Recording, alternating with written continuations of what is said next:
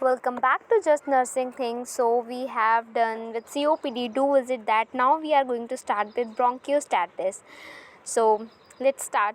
Bronchostasis is commonly called bronchostasis. A chronic lung condition होती है in which the bronchi mainly A means air tubes ये permanently wide हो जाती है और डैमेज हो जाती है और फिल्ड विद म्यूकस, इसके अंदर म्यूकस फिल्ड हो जाता है. This make it hard to clear secretion and lead to repeated infection. So in short bronchiectasis एक ऐसी कंडीशन है जिसमें कि ब्रोंकी जो होती हैं एयर ट्यूब्यूल्स वो वाइडन हो जाती है, डैमेज हो जाती है और फिल्ड हो जाती है म्यूकस से. So for our better understanding let see bronchiectasis में मेनली एयरवेज जो होती है means see this normal bronchus ऐसा होता है, बट ब्रोंकोस्टैटिक कंडीशन में सी वाइडन हो गया है, इसके अंदर म्यूकस भर गया है. Normal our bronchus looks like this and in bronchiectasis it's look like this. So yeah, this was the condition. Now in types we are having cylindrical bronchostatis.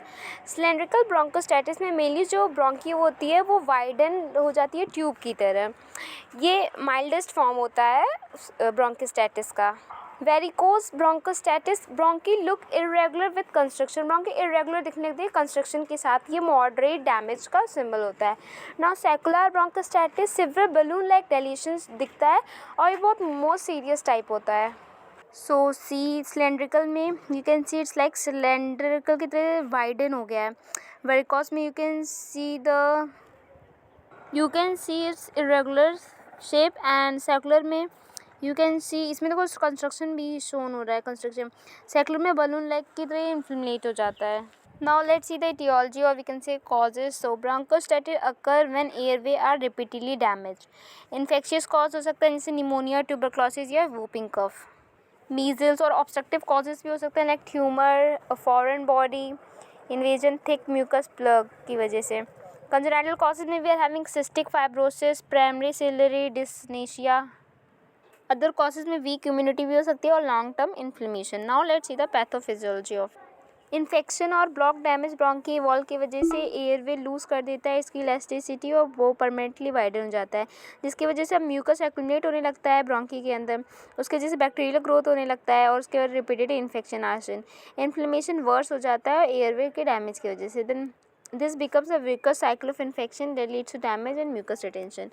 So yeah, that was the pathophysiology. Now we are having clinical manifestation जिसमें chronic productive cough होगा, large amount of foul smelling sputum patient will exude, recurrent chest infections रहेगा, shortness of breath रहेगा, wheezing sound will be there, chest pain will be there. Blood is seen in the cough and fatigue will be there and finger clubbing late sign भी show होगा. So diagnostic evaluation में we are having chest X-ray जो कि show करेगा lungs में changes. HRCT confirm करेगा dilated bronchioles. Sputum examination identify करेगा infection, pneumonia, tuberculosis किसके वजह से हुआ है. पल्मोनरी फंक्शन है वो एयर फ्लो लिमिटेशन शो करेगा. Blood test infection marker will it show. Bronchoscopy check करेगा obstruction. Mainly bronchoscopy it's just same like endoscopy, इसमें ब्रोंकस में डाला जाता है. थिन ट्यूब लाइक रबर की camera inserted pipe like thing is inserted in the bronchus जो कि detect करता है एनी एबनॉर्मल ग्रोथ, मास या ऑब्स्ट्रक्शंस को.